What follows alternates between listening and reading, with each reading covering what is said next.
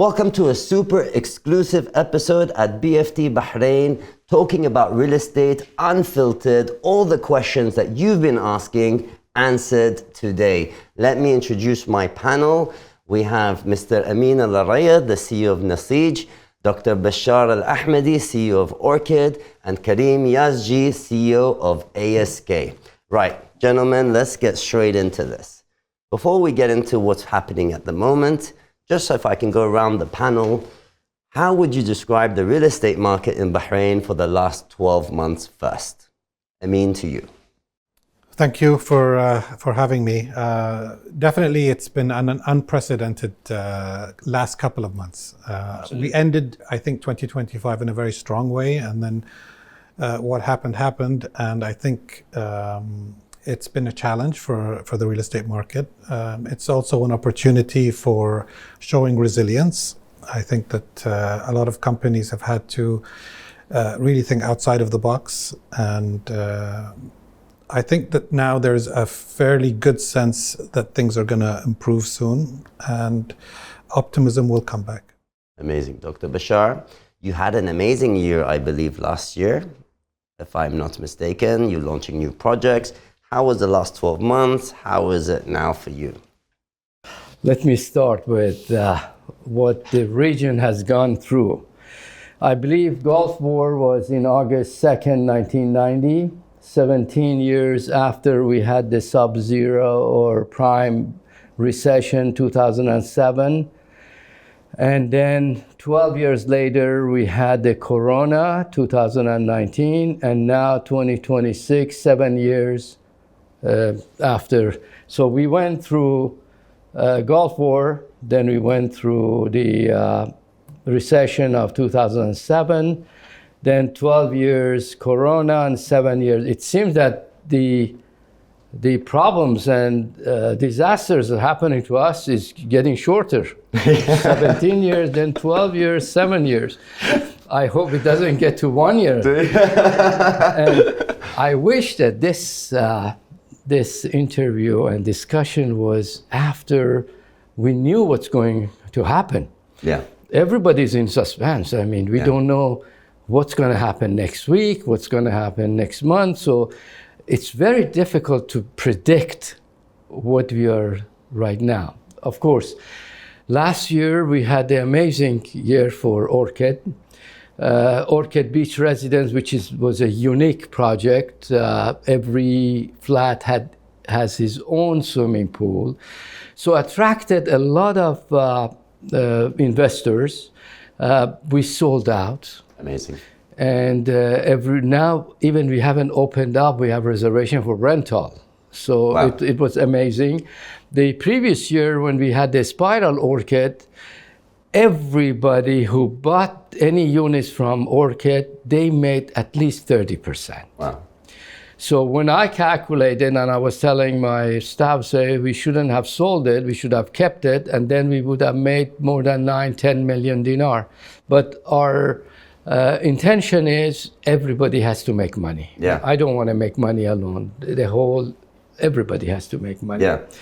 So we started good. So now we want to see what happens next week or the following week, and then we can go ahead. So does this put you on a pause at the moment, or you're still going with the new project in Bahrain Bay, like in terms of being aggressive out there in the market? Surprisingly, about 10 days, a week ago, we have left maybe 10 flats in Orchid Beach Residence. And we had a Spanish family buying from us. We had Italian family buying us, and American family buying from us. Recently? Just last week. Wow. So I was telling my sales team, what's going on? They said, yes, they like the flat. They live in Saudi, and they want to come and community. I said, perfect. But see, the issue is not if we're going to pause now. The issue is, do we know what the prices are? Do we know what's going to happen next month? Are we going to be again attacked? This is a very interesting point, especially from what we see from the brokerage side. So Karim, I'd like to get you in here. Last 12 months, the situation, we saw it all, you know, from the other side of it, from selling, renting, etc. What are your insights on this? So for the past 12 months, I think it's been the most exciting year in my 10 years career in Bahrain real estate. We've seen a lot of traction in terms of attracting international buyers, not only residents of Bahrain, but international buyers who are coming to from Dubai, from Saudi, from Europe, from all over the world. They were actually interested in Bahrain. We've done some transactions using cryptocurrency, so even this infrastructure was well developed. I think this all was developed to attract international buyers. It was amazing times, and I think everybody felt it in Bahrain, not only us or on our levels as a brokerage company, and of course, because of the war, because of the geopolitical issue, of course, that dropped. But again, now, just to second what Dr. Bashar said, again, we see traction again. We are doing transactions, you know, we just did last week, I can say numbers also, we did 1.3 million in sales for one person.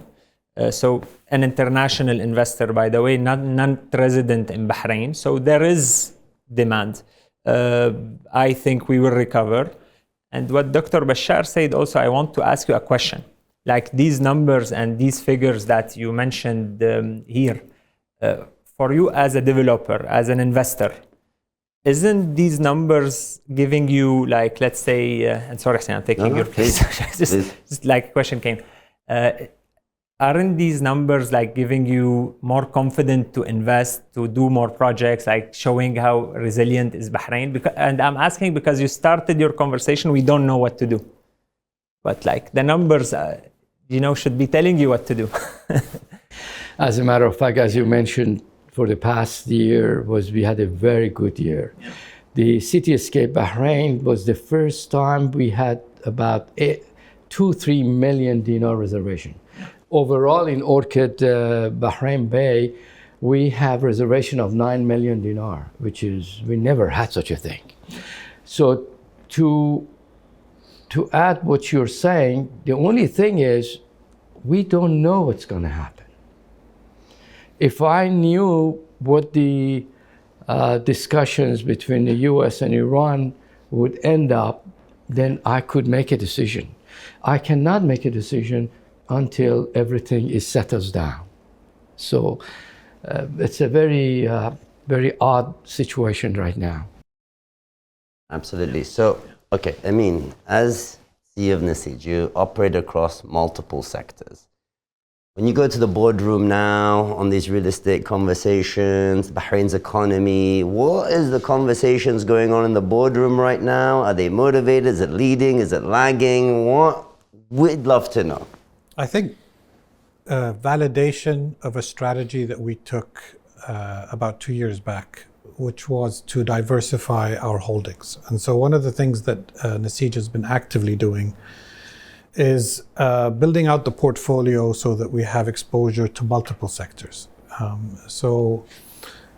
We still are very heavy on residential affordable housing. That's the core business of Nasij, particularly the projects that we do with the government. And so those, I don't see any impact. In fact, we were selling, even in the middle of the war, we were selling villas associated with those projects. If anything, I think the demand for villas has gone up a little bit, especially in areas that are outside. The same can be said about the small parcels that we are offering for sale. Yeah. The demand for that has not dropped at all. We've seen continuous demand for those products. We did diversify into industrial, so we acquired the Bahrain Industrial Oasis, which is one of the largest industrial parks in Bahrain, and we're very happy with that acquisition as it takes us into industry. And of course, we have education. We have the Nadine School, and that did get impacted because they closed the schools, as you all know, for quite some time, and we did lose some teachers and families who left the island. They're starting to come back now, so we have confidence that that will come back as an asset. But again, what I'm trying to say is that we have exposure across sectors within real estate. Yes. And I think that that's helped us. And it's a validation, I think, for the board that we have that diversification at a time where one specific segment, which we do also have exposure to Jufair, and we do have, but we can balance it out overall. Yeah, I mean, that's very interesting because, you know, I remember in the Iraq War back in the 90s, yeah? So I heard this story. My friend was telling me that, you know, his father, during the, you know, when everyone was afraid that Saddam's going to attack, you know, he said he kept going to the courts to buy more lands. And the judge was like, what are you doing here? Like, everyone's like masking their windows, and you're here buying land. He's like, well, I'm Bahraini. If I'm going to die, I'm going to die here. But if I'm going to live, I'm getting all these lands at better deals, you know? And it actually paid off for him in the long term. So, you know, this is like, they always say there's opportunities in difficult times, right? What do you think these opportunities are? And I'll pass this question around. I mean, absolutely. I think you have to be optimistic. And again, if you, you know, there's uncertainty definitely, and maybe you want to wait for things to kind of settle. Yeah. The truth of the matter is, once things settle, then everybody takes a position, right? Yeah. It's now where you can be the one to take the position or to make the offer or to. And so it all comes down to risk appetite, right? And again, Nasij is fairly conservative as a company. Our board is conservative, the company is conservative. But I know that there are players in the market that have a much higher tolerance. And I know that there are active transactions happening even in the worst of times. So agree completely that opportunities exist. And opportunities exist that might not exist again once things stabilize. Exactly. So as a developer, so Dr. Bashar, as a developer, are you looking to buy opportunities in these times at discounted rates for your future projects? Of course. Yesterday I was in Diyar Muharraq, going around to see the lands and looking at different opportunities. Of course, we are looking at different opportunities. But now that you were talking about industries and things, maybe it's good to just bring something here. I wanted to bring it up. See, in terms of anything imported to Bahrain, prices going up. So like cement, which is produced here, has not gone up. Aggregates is not gone up. Blocks are not gone up. Gypsum boards, not. The things which are manufactured here, the prices are almost the same. But then when you go and say, all right, now let's say mixers of grohi or aluminium or glass, they're all at 35% or 25%. So it's an opportunity now. And also I think the government should look at it that we should be self-sustained. Yes. We should be able to produce everything. The other items did not increase. Only the containers, which was supposed to come from Germany for $1,200, now is at $10,000. Wow. So I think industry, as you are into industry, maybe you want to invest, is a good investment time to invest. And at the same time, now, as you mentioned, because we're looking for bargains. Yes. So I talked to master developer in Water Garden City yesterday. Yesterday I went to Al Did you get a discount? I'm trying. Good luck. How far can we push them? So there are opportunities, yes. I totally agree with Dr. Bashar, and I can give you one example. Definitely we've seen a shift now to where previously maybe companies would keep 1 month supply. Now they want to keep 3 months supply or 6 months. Again, it's all good for logistics. Because things used to be very efficient before, and so you had people who would just keep the bare minimum in stock in terms of. It was a good strategy before. And procurement strategies for developers has to change. And this is something also that is very. It makes sense now to front load your procurement, keep your supplies and stocks, not because necessarily there will be a complete restriction like we have now, but prices. You want to lock in certainty on prices. So if you do your procurement in a timely way, you at least have certainty on the prices and you can keep them. Yeah. Right? And then you can hedge your bets. And so I think that one of the things that we've noticed in some of our warehousing facilities now, they're filling up with stock. Yeah, because they're not comfortable now with just 1 month's supply. And you invested in the warehouse sector. Perfect timing. Did you invest before or after the war? We completely did it in the absence of knowledge of anything happening. Honestly, I wish I could say that we had foresight.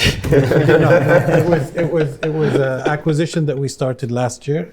We closed it towards the end of the year, so a good 2-3 months before anything happened. It was, I think, but it's validation for the strategy. I mean, one of the things that we did take a decision is to diversify away from the luxury side of the market. We felt we didn't want to have additional exposure there, even before what happened.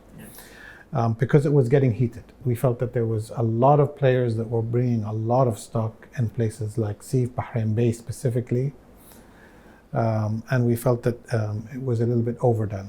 And so we shifted into the other sectors. Okay, this actually is a very good point, which will pivot me on.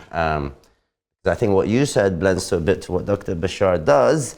But before that, Kareem, it's like since the war, what are the behavioral shifts you've seen? Distress. Everyone was saying distress. Everybody wants distress deals. But did we get? No. I don't think distress deals are happening a lot in Bahrain. And that's a good thing that, like 3 months ago, we would say we need more direct foreign investment. We need to push for more investment from outside. But now we feel it's a blessing that Bahrain investment is from within, as Hussein said, Bahrainis, they love investing in Bahrain. And I think even Dr. Bashar, you can confirm the majority of your buyers are Bahrainis, right? Depends project to project. Yeah. But the main thing is Bahrain is one of the few countries that you can get 8-9%. So I have people calling me and says, you want to sell your flat? I said, okay, the rent is rented for so much and I'm getting 10%. Why do I need to sell? Then we come back now to what Akram Meknes commented on my interview the other day. He mentioned that you better not leverage too much. If you have a lot of loans, it's always advisable just to keep a cap on how much you borrow, because not always is flourish and you have good times. Bad times comes and goes.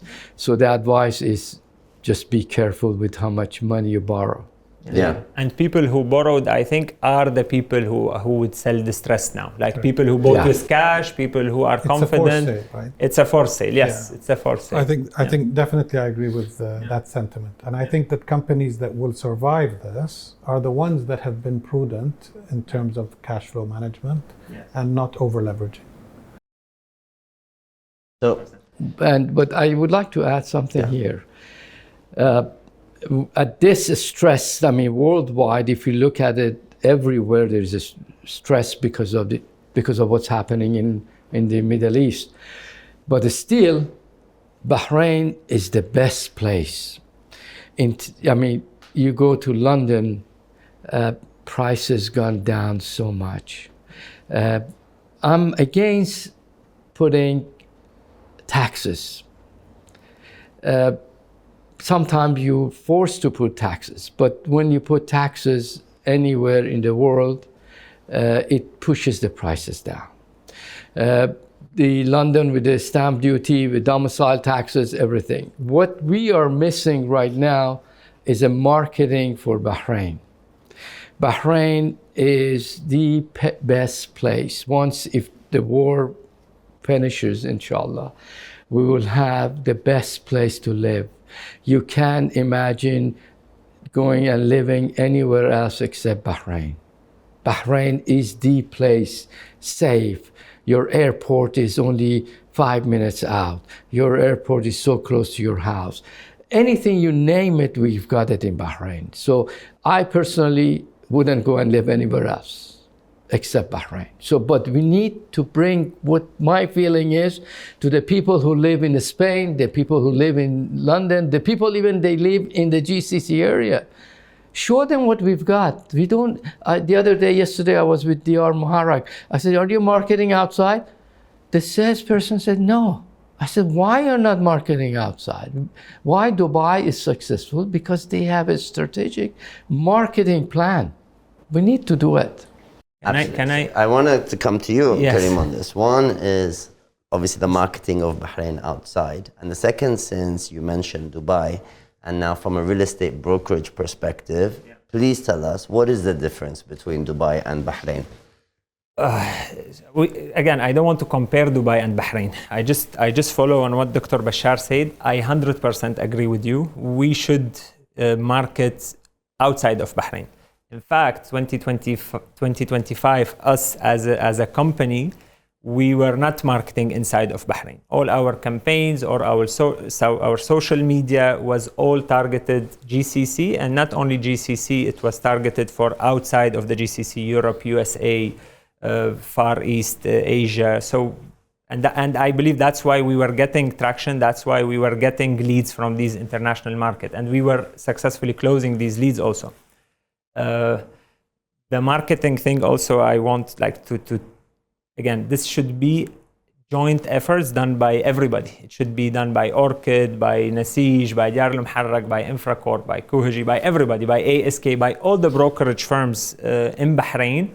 That's the only way to move forward.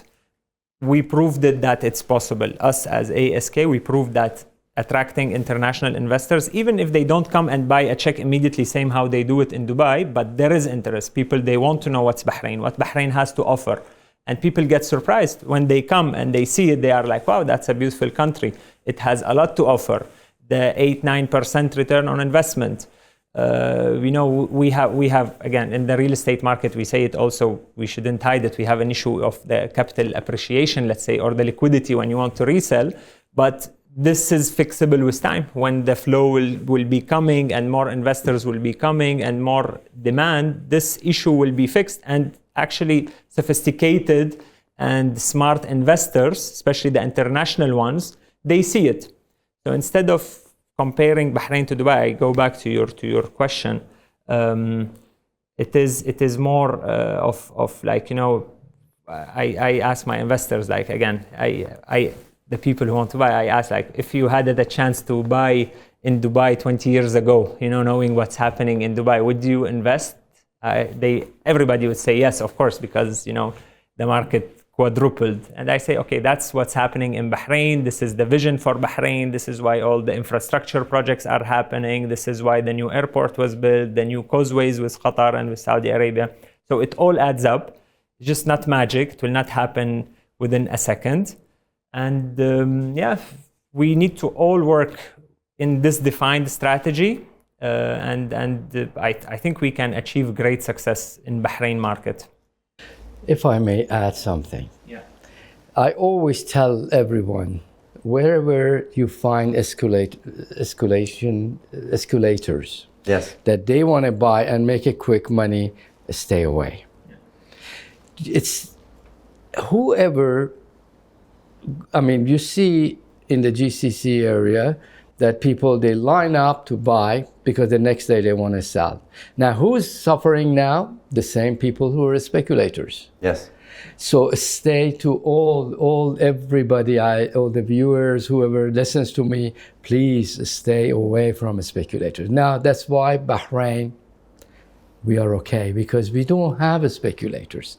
In 1990 war, in the recession, in Corona, even now, we don't have a drop in our prices. In any other countries that you go, you have 40%, 50% drop because we don't have speculators. That's an added value to our market. I'd like to push back.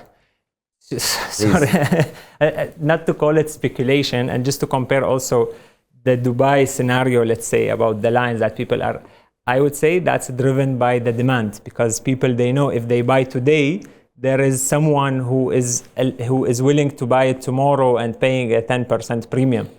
Again, maybe again, that's just smart people doing business. I didn't call it speculation, but I think we should be aiming to create this demand in Bahrain. So I would love to see your Orchid project having a queue, and me fighting with a checkbook to get a booking in your project, and then to be able to sell it tomorrow. Not because I am speculating, but because the demand allows it. Like there is demand. I would only say one thing. Yeah. Because this is not something new, Karim. Because there are projects that did cater to speculation, and in Bahrain, in Bahrain, and we've seen what happened. And so there is. Can you name the project, please? I mean, I don't want to talk about specific projects, but I can tell you that if you make it too easy for somebody to book a unit, okay, and so it has more to do with a point in time where there was no 10%, 20%. It could have been even 5% or even less. Yeah. Before ERA, yes? Yeah, before ERA, before the rules. And again, we were susceptible, and you remember we had a crisis on the back of this kind of speculation. Yeah. So I agree with Dr. Bashar. It's much better for us to focus on investors and end users. Those are the two sustainable categories. Now, investors could be people who have in their minds that eventually they will sell. So I'm not saying these are people who will hold. Yes. But they're not flippers. There's a big difference between an investor who does a calculated investment, even though he has exit in his plan, which is not wrong, than to somebody basically who is doing arbitrage. He's coming and saying, okay, I'll literally put it on the market the day that I pay the deposit. Yeah, and we've seen this. That's not allowed in Bahrain, as per RERA rules, by the way. By the way, the only flippers I've personally seen is in Dr. Bashar's buildings.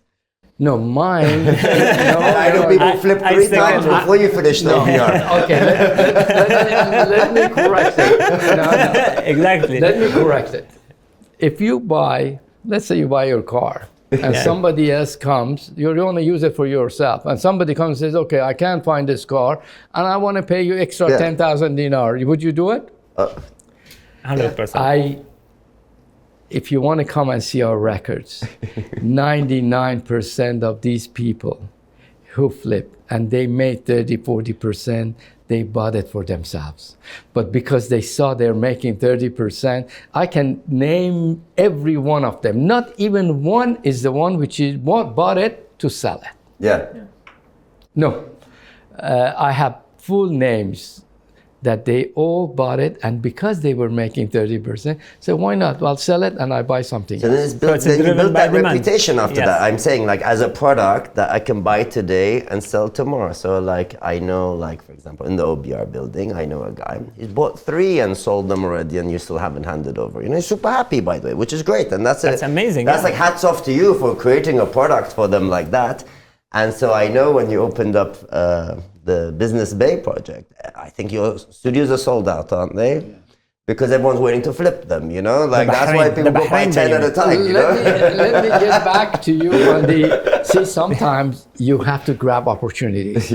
The person who bought the 1-bedroom units with a swimming pool, he had the vision. He says, where in the world I can find a 1-bedroom flat with his own swimming pool. So he bought 9 pieces, and he made 200. He made more money than I did because he's selling them. Yeah, exactly. Yeah. So this brings me to another point. Whilst we're on this conversation, Dr. Bashar. So now your project in Bahrain Bay, what's the average price per square meter? Because everything is done in-house, we don't have an overhead. So our prices are reasonable. We are around 900, 850, 900. Right, so like Bahrain Bay as a location, it's like average is 1,200 to 1,500. Why not keep that money? Keep the prices of the island the same, I mentioned at the beginning. Are you disrupting the market in Bahrain Bay? I would like myself, I'll make money. Others let make money and let them enjoy. If I can make as much as I want to make money, I will make it. I don't need to double my money. Yeah. I'm happy, I'm satisfied. Yeah. That's good. You give Nice competition to your neighbors around you over there. And also, but beside that, if you sell lower price, you can sell. Yeah. If you're greedy and you don't want to sell, you put your price as whatever. this I is think, my I think biggest also you question. got the land distressed, Dr. Bashar, yeah? I'm sorry? I think you also got the land distressed.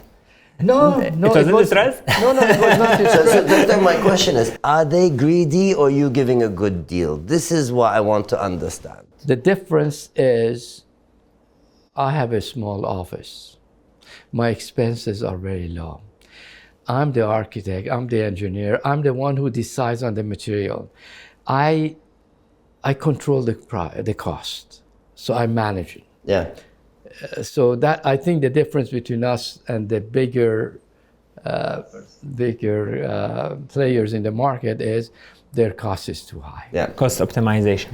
I mean, I completely understand your strategy, but as from a brokerage perspective, you know, when we're trying to set the value of an area and then like we're trying to sell a project, and of course they're going to compare it to yours and to others in the area, they'll be like, well, why should I pay 1,500 BD a square meter when I could pay 900? What are your thoughts on that, Karim? Oh, that's a very... From a broker's perspective That's on a the very market. difficult question in the presence of Dr. Bashar. Again, I'm sorry, Doctor, but I think that's a bit. Again, I'm so sorry, and I think I shouldn't judge or say this, but I think the pricing strategy is a little bit wrong, because the market should work as like the whole ecosystem together, like you, your neighbor, the nearby developments. You know, it should be organic. Of course, competition is good, but competition shouldn't be like 40% lower than the neighbors. And again, this raises the question, like why? You know, like why is it 800 versus projects in the same area selling at 1,200 the BD off plan? You know, he just answered it now. He's more efficient, right? He's more efficient. Yes. I will answer you with one word. Yeah. The people who are selling at double my price, they have failed. 100%. So I know the market. Yeah. That's why I'm more conservative. I don't aim high.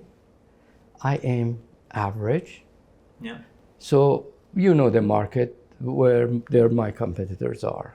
Yeah. And how much they have sold and how much I have sold. And what happened to some of my competitors, they don't exist. Yes. Am I right? Right. So you have to balance everything. You can't aim so high that I need a profit. And besides that, I think a lot of developers in that area, they take the investors' money and invest. You don't So they leverage, have yeah. to give a return, otherwise they cannot continue. I don't have investors that I'm committed that I have a return of, let's say, 10% and my cost 20%, then comes up, so then the prices goes up. I don't have investors. I don't have to provide return to anybody. So that makes a big difference, because if you have people's money is investing, you have to give a return. Yes, and that adds up to your costs. No, I understand. I appreciate your strategy. I am super pro the strategy of like, you know, not to take the whole profit for myself, but to share with my investors or the end users or whoever is buying. That's beautiful. But my only concern here, and again, as a broker who is dealing with a lot of parties, is again, growing the market comes from appreciating the prices. You know, so just looking at it in a simple way, put the investor who bought for 1,200, 2,300 a property next door, when this project will be launched, you know, it will affect that 1,200, and that eventually affects the market, and that's why I'm questioning, like, I'm questioning the strategy. That's the only to reason. interrupt Yeah. you. Yeah. If I'm selling it at 900 dinar for a square meter, the person who's buying it from me, he can sell it at the price of 1,200 because he's making money. On the handover. So this is one. The second, at least I have a peace of mind that I can complete my job. I can complete by at least 30-40% sales. Imagine if I have a project of 65-70 million dinar, and I'm relying on, let's say, 30% of it, which is 20 million dinar, and I achieve 10 million, and I'm halfway there. What happens? I cannot pay my loans, and I've got to stop. Are you going to increase the prices, Doctor, with the next, after Gradually, once we see the sale, we can increase it. But I cannot come to the price of 1,200 or 1,600 because the person who's buying it from me, he will not be able to sell. He cannot be able to, it's not a good investment. Imagine somebody's buying it at 1,200 dinar. Yeah. How much he's going to make? How much he's going to sell? But this is today. What I mean is we need to grow it. So Karim, to push on you on this point, actually, let's do the reverse of this. So what Dr. Bashar is saying and what you said before, that Bahrain has no appreciation at the moment, Dr. Bashar gives appreciation today and the return, whereas the others give no appreciation and lower return. So who's right, who's wrong in this? And are the other developers, let's just ask the question across the board, are they pricing it from 3 years from today where handover is, or are they pricing it at today when they're actually selling it? What do you think? So I'll comment in two ways. One, I don't believe you really have a heterogeneous project across the board in SAFE, especially when it comes to luxury. So you have Dr. Bashar's project and you have other projects, but fundamentally they're different products. I mean, you remember Dr. Bashar at the beginning talked about each with its own pool, for example. Yes. So real estate it's not a commodity business. This isn't like oil or sugar. You know, the buildings have a characteristic. I know a lot of people who would buy an XYZ building because they have confidence in the developer providing good service. They have confidence that the developer isn't going to disappear tomorrow, and then they're left with a homeowners association that's going to fall apart. Yeah. There has to be this value given, right, to different products in the market. There are certain names we know. People blindly will go and you know, Dr. Bashar's developed a reputation over how many years now?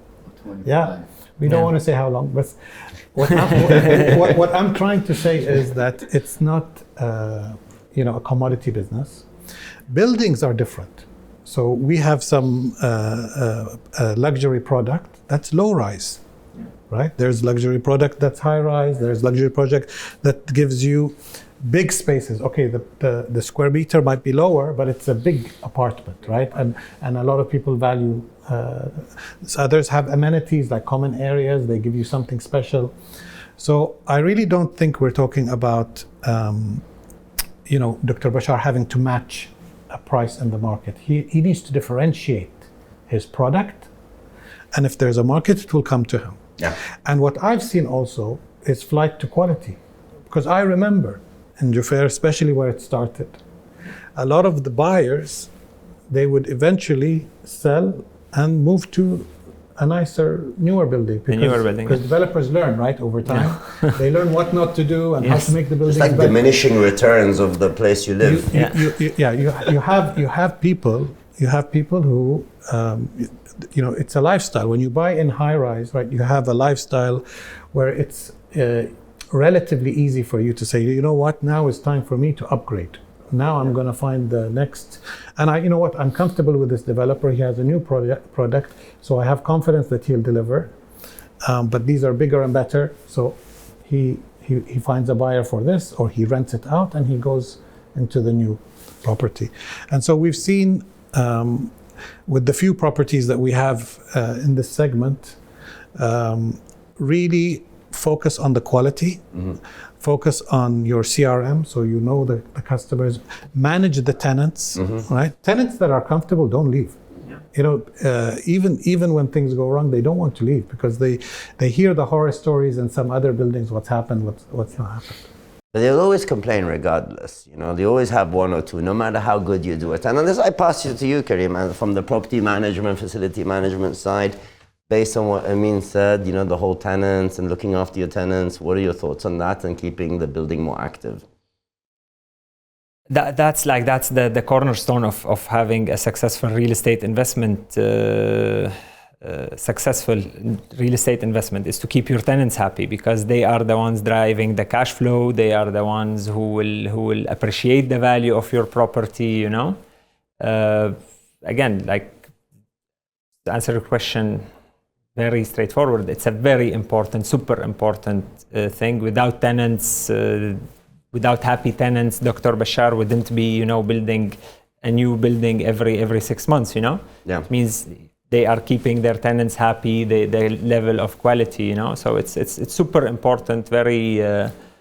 The reason I asked this question, I bring it back to you guys as well, is that seeing the real estate market, properties, comparing it to, like, let's say, properties in America and the UK and Europe, they really take care of their buildings outside, and even if it's 20-year-old, 30-year-old asset, it still has a value and increases in value. Whereas most of the assets we see in Bahrain, it's like no one even looks after them. Like, you go in, it's nothing wrong with the building. If someone actually maintained it, upkept it, it will still feel new. And coming back to your point, why people in Jafar move to the next, because why do people not look after the buildings in Bahrain is my question. Honestly, and I'll tell you that, especially when you start to do the strata title sales and you have many owners of one building, you're as good as your homeowners association, right? And you're as good as, I've seen good buildings become bad, right? Because of, you have issues that are bureaucratic in terms of decision making and owner. And this is one of the biggest. Again, I'm comparing now between the two products that we have at Masjid. So we have villas and we also have apartments, right? We don't have this issue with the villas. Yeah, we never have this issue with the villa because the owner of the villa maintains it. He feels that he has full control over, and there's no common areas, right? And then he deals with the government for the roads, the lights, or whatever.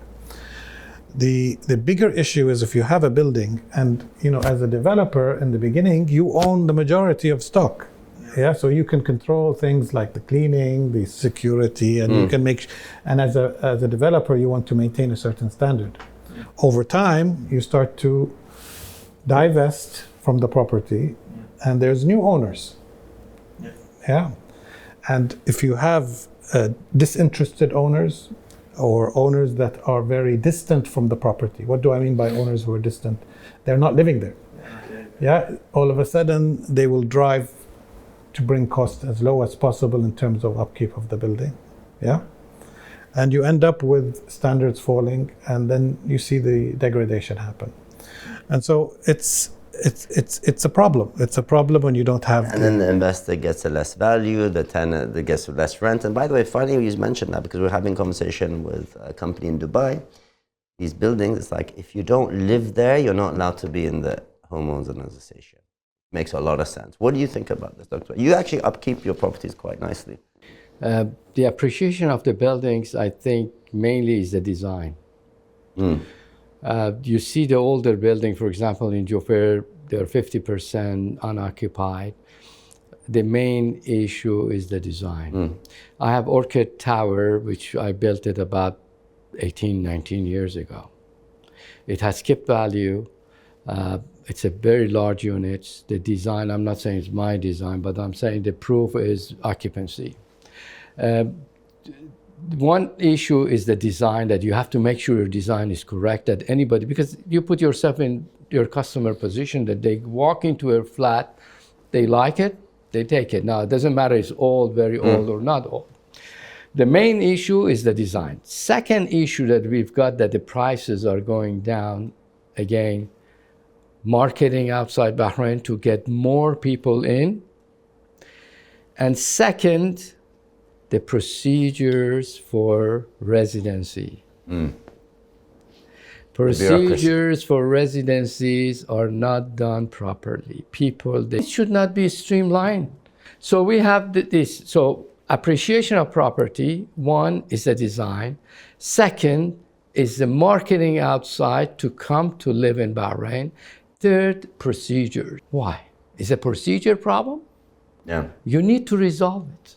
Doctor, can I comment just one before the situation? We finalized the transaction for a Thai national, paid in crypto, and they never came to Bahrain, and they got the title deed for the property registered under their names. I know you are talking about the residency, but what I mean is, like, you know, the procedure, the residency is horrible. I agree with you. That's a problem for the past 10 years. It needs to be streamlined. It needs to be fixed. But I want to mention the good also. the procedure of buying. Just to interrupt you, about a year ago in the Orchid Spiral, which we have 364 units and a lot of foreigners had purchased, I asked my staff, did they got their title deed? They said, no, we have about 70 foreign nationals that we are waiting for CID approval to issue the title deed. I said, what's wrong with them? They said, no, we're not getting any answer. 65 people, they were saying that we're going to sell and we're going to leave. So I had to call His Highness office and make them aware of the problem. And His Highness instructed them. Now the system, as what Karim says, the system now, you go to any notary office, you apply, the next day you get an answer, yes or no, not anymore 6 months. Yeah. So what I'm trying to do is, if I talk about the issues that we have with the residency, maybe the people, they will look into it and resolve it. Yes. And then my investors would be so happy to invest more with me. Yes, absolutely. I mean, look, I think it's a fact that, again, not to compare. And thank you, Doctor, for doing that phone call. Huh? And I believe one of the people you mentioned was my friend's parents, that they received as an example in that building the title deed. But no, it is very good that you bring this up. I think one of the frustrations, and inshallah, you know, as the system gets easier and easier all the time, it's like when we talk about Dubai, and not to compare, but in Dubai you could be sitting in Tanzania or somewhere, and online link, pay for your property, and it's done and it's streamlined. Everything is super fast. The easier something is, the more people will actually do it, right? And I think that's a fact. So they don't need to travel here and do things here, etc. So now, with all of that said, interesting question for you, actually, Dr. Bashar. So I look at development sometimes. Actually, all of you can chip in. In Bahrain, when they actually, you're an architect, so when it comes to the design of the building, you say design, design, design. I 100% agree with you. I'll see designs of buildings sometimes. And we're the ones, I say as brokers, as in real estate, we're on the front line, right? So who hears all the complaints? We do. You know what I mean? So we'll speak to hundreds and thousands of people. Each one will be like, I wish this was like this. I wish my balcony was like that. You know what I mean? Why don't developers, random question, consult sales agents who hear millions of objections from everyone before, when it comes to their design, to actually optimize it so these objections never exist? I mean, I can answer from our side. Please. Some do. So there's two things. I think it's probably wrong to think that developers are distant, right? So one of the things that you need to quantify is how long has this developer been in the market? And I do believe with time you start to really have a good feel for the market and what the market wants. And there's nothing like developing a product, putting it in the market, seeing the success. And I go back to what Dr. Bashar said earlier about occupancy is the key indicator. Is the proof, right? Because again, somebody can say, I want the wall to be longer or shorter, and it's opinion. But occupancy speaks, right? And so developers that have been in this game for a while have had the trial and error to be able to kind of hone in on what the market wants. Yeah. The other thing that I'll tell you is as you diversify. Because one of the things that I think is a little bit different between me and Bashar has been in the same market for quite some time, refining his art. Right? Yes. We've diversified into many sectors, right? And so one of the things that you start, I feel, again, as CEO of Nasij, is that I can really understand different sectors, right? And so, warehousing was from my first Bahrain days, right? When I did Majal. And so, if you start to be in this game for a long enough period, you see a lot of things. You see a lot of things and you learn a lot of things. And I think that this is why people like to buy from developers that have a track record. Because there's so many that have come and gone, and you know that they've made a fatal mistake at some point. Speculators. And by the way, it's easy to make a fatal mistake. And I've seen developers that, and a lot of it is ego.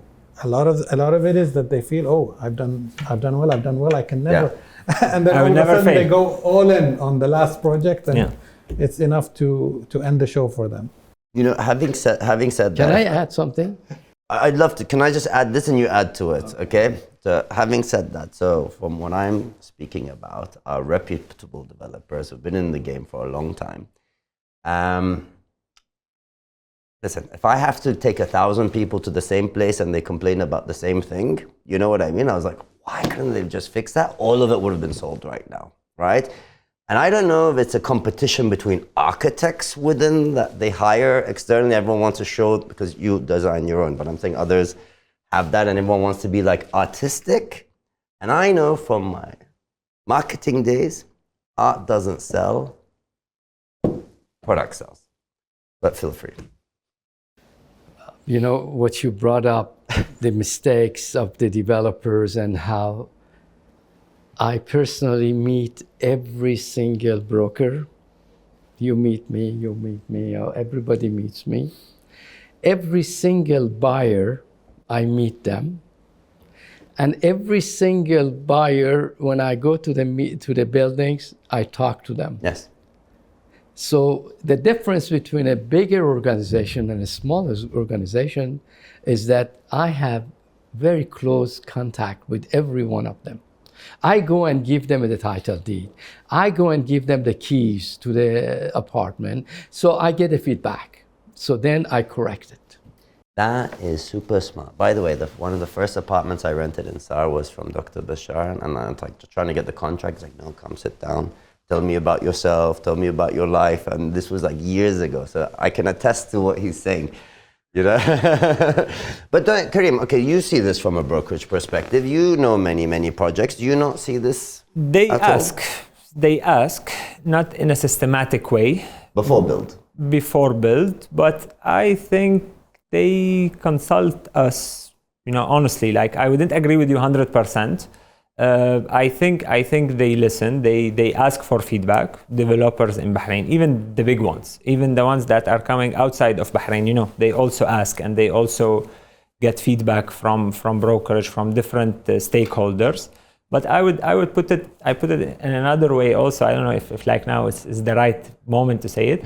We need bigger role as brokers in Bahrain. I think we are underappreciated profession and we are a very important, by the way, stakeholder in the real estate segment. We are underappreciated. Maybe that's our mistake also as all of the brokers in Bahrain, we need to work harder. But in order for us to work harder, we need to be more appreciated, more involved in the decision making, even from different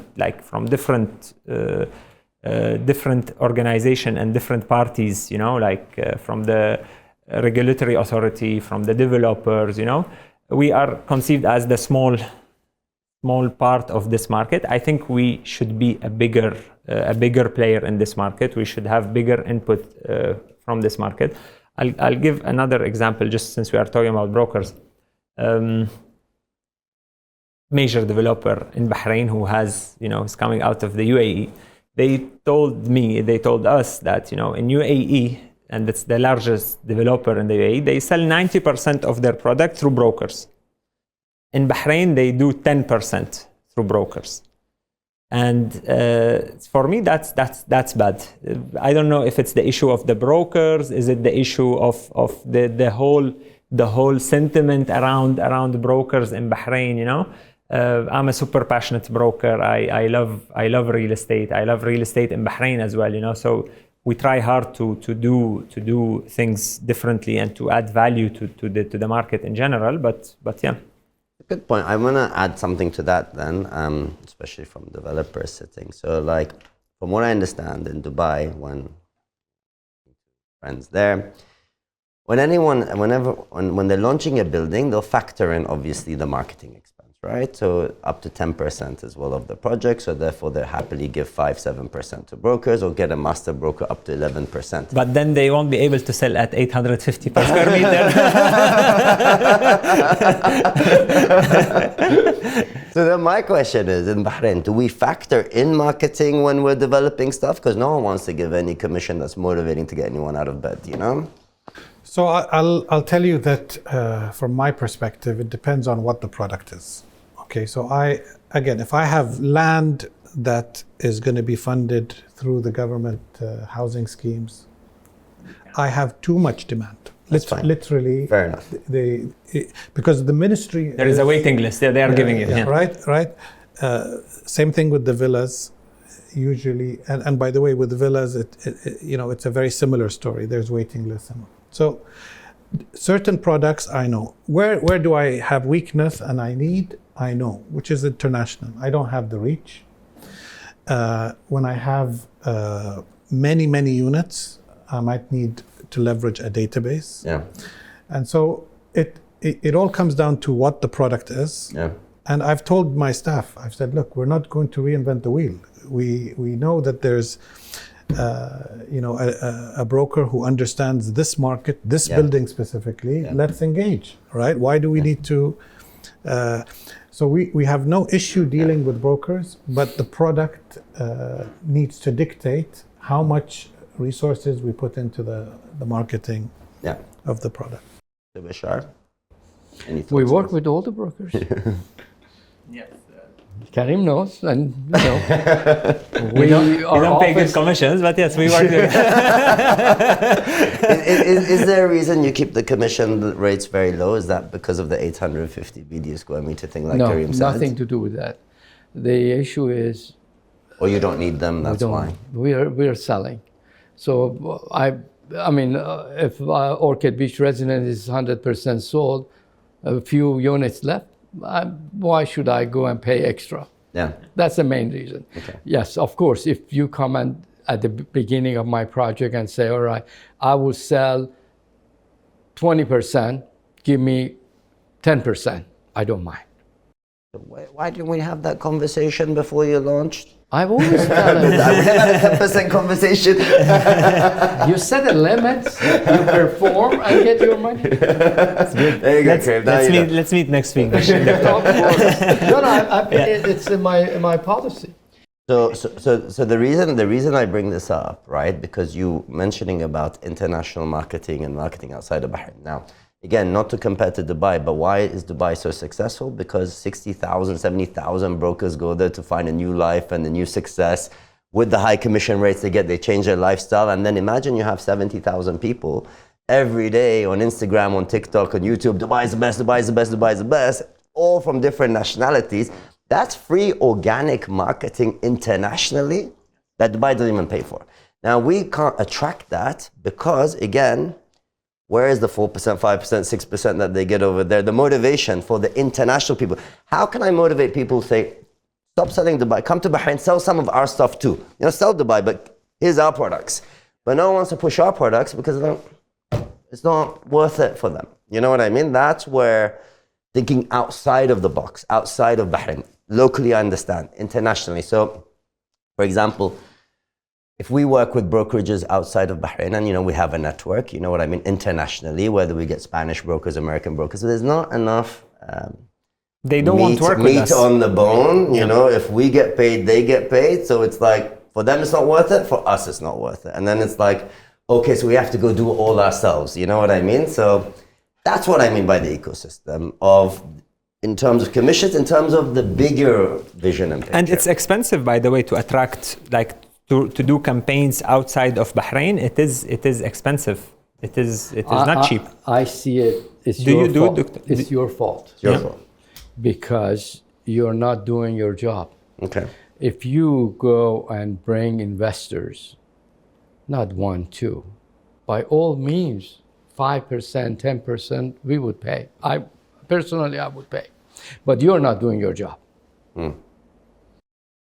That's on one hand. But what about on the brokerages outside? You know, so like, you know, you have very luxury broker. I'll give you a real example. Okay, so we don't go hypothetical. So obviously you have a project here, Spanish base. What better brokerage to sell that than, let's say, a luxury brokerage in Spain, in Miami, who have their own network, you know what I mean? And we have an amazing product for them. But once you split, you know, what we get to what we give them, there's like not enough to attract them, to motivate them to go do this, you know? Just to add to what you're saying, I purchased a house in Marbella, and the broker was very good. A month ago, I called him. I said, now, why don't you come and sell ours? Yeah. And I will invite you for all the expenses paid. And he said, okay. So you guys have to do the job. Yeah. But you're the developer, you can give whatever you want. We have to get from the developer and pay them. Yeah, but once you come to us and tell us, now I bring you international brokerage and this is their fees, I will look at it. Yes, of course, if you bring 10 million dinar, why not paying you all your expenses? Good. It's good So to that's know. good to know. Good But I'm to saying know. not everyone has the same mindset as you. Yeah. Is that correct, Karim? 100%. Honestly, I didn't know you would accept any different. Honestly, صراحة, I thought you wouldn't accept, for example, me as ASK coming to you telling you, Doctor, wallah, I have this, but I need extra, for example. Not because you are bad, but because, you know, I know you are strict on your commission policy from different experiences. But again, if you really have this mindset, and we encourage all developers in Bahrain to have the same mindset, because again, as everybody agreed here in this room today, it is mainly the growth will be coming from foreign investors, not from the investors already in Bahrain, and that's expensive. So that's an expensive thing to do, and we need to do it all together, combined. We make money, you make money, everybody. 100%. 100%. I love that. Yeah. I love that. Yeah. Okay, guys. I think we have covered a lot here, but I just want to end with some random fire question. Now, where do you see the market going in the next 12 months? Of course, we know it's unpredictable, number one. And number two, where would you sell your son or daughter an apartment today or buy for them in Bahrain? Okay, so again, I think having an optimistic mindset is necessary, because I think as soon as you have a pessimistic, whether something good or bad happens, we don't know, but adopting a negative mindset will always result in a negative. So I think being optimistic, there's opportunity. And it's in exactly the segment where Dr. Bashar is operating, and we have some exposure, which is where I think the biggest potential good deals can be made. I think that you can make some really good offers. And so I personally have moved in that direction, by the way, just so you know. So that's in terms of for my son or for my daughter. I know you just bought an apartment recently. So definitely there is willingness on the part of developers, because of the uncertainty, to really close deals when they can, right? And that might not be available post everything settling down. As a company, right, not individual, but as a company, I think definitely we validated that our strategy of diversification is the right one to follow. The question now becomes, is diversifying outside of Bahrain also something we should look at, right? So you're open to that? So we were open to that even before. We were looking at more of a regional expansion strategy. Now the question becomes, does it make sense to have maybe an international, right? So that the region itself might not be enough diversification. And so as an investor, right, not as an end user, but as an investment company, we need to potentially think about maybe adding in some exposure away from the region, right? I think in areas where we've done well, we want to increase our investment. I definitely want to see more going into industry. I think that's infrastructure is another segment which we've started to invest. I think there will be huge requirements for infrastructure.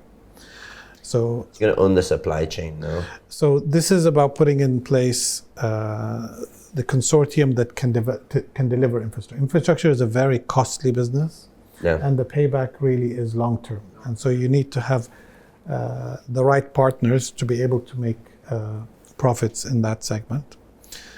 Industry is also a long game. It doesn't have high yields or high profits, but it's a very, very sustainable investment for us. Education, we're committed to education. We did Nadine School. We have the Polytechnic now in our properties. We might continue to build facilities that support education, right? And again, this puts us very much in line with the government strategy of increasing employment. These are core economic drivers for the Bahrain economy. And so we've positioned Naseed right there. Amazing. Random question for you, Dr. Bashar. Since social housing, etc., his area is so almost guaranteed, you never thought of like developing in that area as well?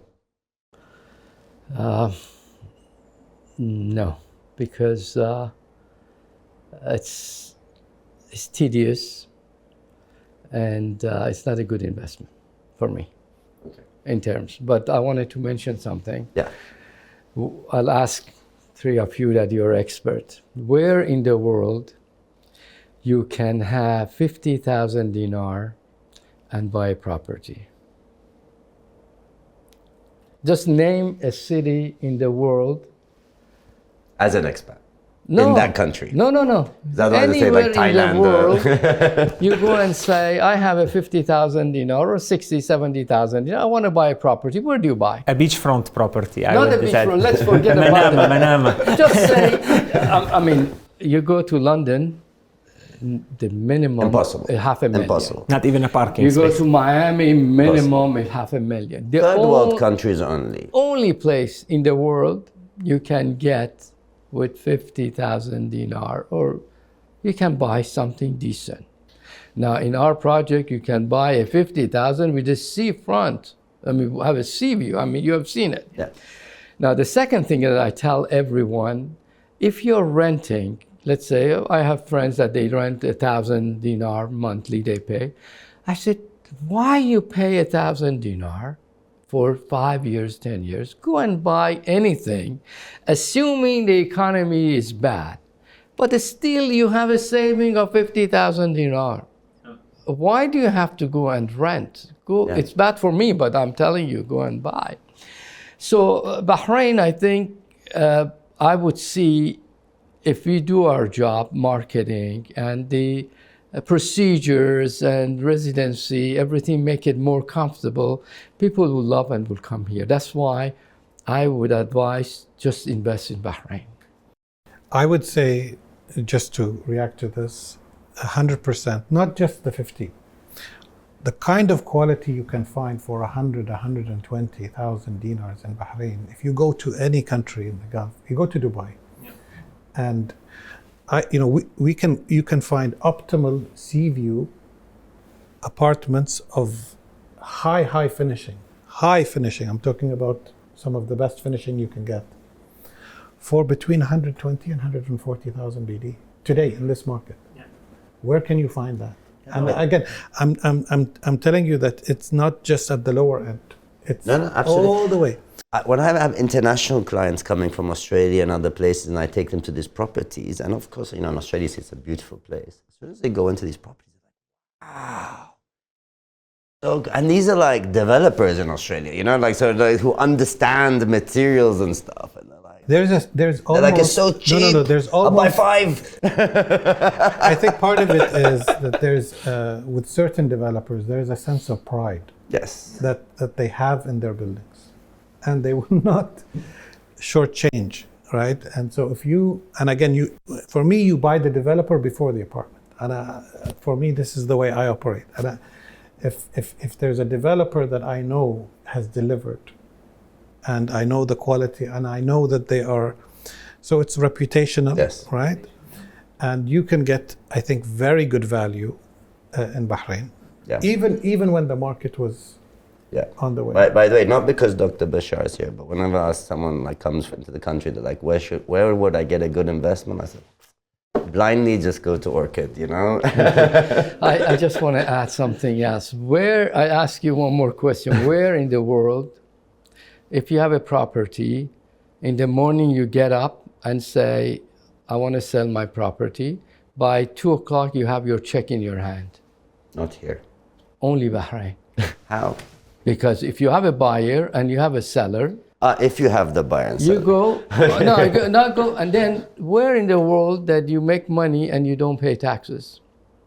Right. Where in the world that you don't have inheritance taxes? So it's not a brainer. I mean, you have all the advantages.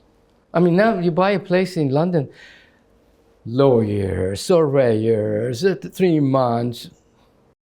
London, especially, I mean, we were supposed to go to London before, then the war happened, and then now there's conversation again to go to London again, by the way. Everyone seems to have that. Finally enough, just so you guys know, the developer's perspective, they want to go to London right now. You know, I'm like, okay, this is not time where like uncertainty, etc. Like, no, we need to go international. We need to go everywhere right now. So they have the appetite to go international right now, which is amazing. And of course, when you're talking about London, it's like, especially people from London, if they ever visit, and whether they're white, brown, whatever, what culture they're from London doesn't matter. When they come here, they're like, this is insane, this is crazy.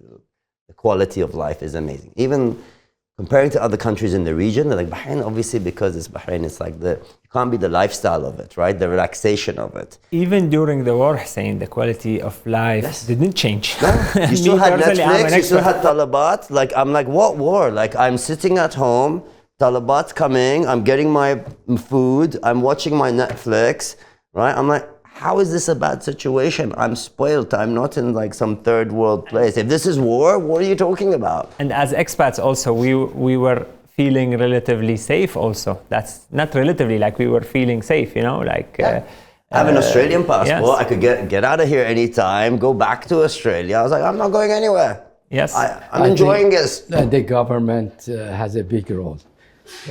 Remember when we had the corona and His Highness Sheikh Salman himself took care of people. Yes. And honestly, this war, Corona was worse for me because I had to stay at home, I had to wear a mask. It was like a more horrible time to live in, and for a longer period of time. Here we're still, like I said, Talabat, Netflix, they're heroes, by the way. Talabat saved all of us in this period. Not an ad for Talabat, but like, you know, and you can still go out, you can get fresh air, you know what I mean? Like, unlike in that horrible Corona period. Now during this war, they are paying for Bahraini employees. I mean, there are things that we don't have it anywhere in the world. Hirim, your thoughts? We'll let you close the show on your thought. Where do you see the market going? Where would you invest? And a good question for all of you is, what questions are people privately asking you that they were not asking before when it comes to buying and investing? For me, everybody is asking me, are there distressed deals in Bahrain? What's going to happen? Look, again, I'm a positive, as Amin said, we need to be positive. I'm a positive person. We need to keep pushing. I believe if we used to push before the war, like giving our 100%, now we need to give our 300%. We need to educate the people. We need to keep repeating the same messages that Bahrain is safe, Bahrain is good. We get 8-9% return on investment, the quality of the buildings, the lifestyle. We just need to keep repeating it over and over and over again. And I don't mean only us, I mean everyone who is a stakeholder in Bahrain real estate market. Brokers, developers, even single units owners, you know, they should be advocates about their own units. just keep pushing. I believe I'll be between Dr. Bashar and Mr. Akram Maknas. 2 months, 2 years, I would say within the next 12 months, we will recover. But no, actually, as Dr. Bashar said yesterday, we already started recovering. It's not when we were, again, already people started coming. People, again, we are doing rental transactions on our level as one brokerage firm. We are doing daily rental transactions. We are actually doing sales transactions. And I'm not talking about the lands and the local market. I'm talking about the international buyers. Of course, we lost some deals, some cancellations happened, but even people who canceled, now they are coming back and they are asking what happened. Are the prices gonna drop? We are interested if they will give us 10-20% discount. Of course, all developers not giving discounts. But again, that's good. I support this. That's good. Discount is not good. Yeah. Of course, actually. So this is I would like to end on this point, and even in my experience in this last period as well, Bahrain's been resilient. No one has, bended the line. Everyone's held their price. No one panicked. Everyone felt this will be over and this will be no problem. Everyone wanted distressed deals. Very few people got them. Maybe the people who left the country, the expats who were not coming back, potentially. But it was not very common, very hidden if that happened. The appetite is back. All the inquiries I'm getting now is again international. So people have short memories, you know what I mean? And people get it, So the market is back the way I feel it right now. We don't know what's going to happen, like you said, in the next The real estate market is not back. The real estate market is solid. The real estate market always No one lost. No. So again, even the growth of real estate market in Bahrain was always consistent with the population growth, with the growth of the economy in general. So it was never speculative, as Dr. Bashar, warned us in the beginning. So it was stable. This stability is very good during conflicts, during problems, or during crisis. Yeah. To be honest, this situation has given me more confidence in the market than before the situation. If you go through a situation like this and be resilient, then good times will always be blessings. It's how you deal with what things happen in hard times that proves what a real solid market it is. We are lucky we don't have speculators. That's the main thing, thank God. Otherwise, our market would have gone down drastically. It's $1 million question. What happens tomorrow? Okay. So I wish Inshallah we have another podcast session after we know what Trump when deals are signed, what he wants to do. Yeah. Because every morning I get up, I look, any decision? Yeah. Every morning the same thing. I hope it ends soon. Doctor, can I ask you a question? Now, what should we do if we will have the status quo? How we should adapt altogether? And ask question to Amin also. What happens what? If nothing changes, when uncertainty, what if this situation will be like that for 1 year? We cannot just we need to adapt. We need to, I would love to hear your opinion. Sorry, Hussein, I'm taking your role again. If this lasts for a year, people who live, they want to rent. So, and we don't, I will not, when I was looking at my rental income and things, I was not worried because people live in Bahrain. And they need accommodation. In terms of a new build, I will not go into new build until Trump announce something. Or his presidency finishes. And so for rental, I'm satisfied. I'm not worried. For the new building, the cost 35%. It's very difficult to absorb. And also, I don't know. Supply is there or not, because I hear from other developers that they place order, but they don't know when they're going to receive the material. So your end users, they don't know when to receive the units. So it's a very volatile situation, and we have to wait till Trump decide what he wants to do. Our perspective is we're going to double down on the defensive sectors, which I mentioned earlier, right? Because those sectors are driven more by the fundamentals. I think definitely adding new build is not something, because you don't want to lock in construction contracts at inflated. Contractors will hedge and they will add 15-20% onto their contract. So it's not the right time to enter into those type of engagements. But definitely, with time, if this, your hypothetical is things continue status quo, replacement cost will be here, existing stock will be here, right? And so it's all about, okay, what can we do on an acquisition strategy? And we did this successfully in 2025. Yeah. If there's a building that's yielding well, Yeah. and even if a building is not yielding well, it's because its price is high, right? Yeah. So if I offer at a price that makes it yield well, I'll buy it. And Yeah. so if you take this approach, you will also be able to continue business in a different way, Yeah. even under a status quo. Absolutely. Gentlemen, thank you so much for your time today. This was our special episode, and as Dr. Bashar says, we'll be back once Trump makes his mind.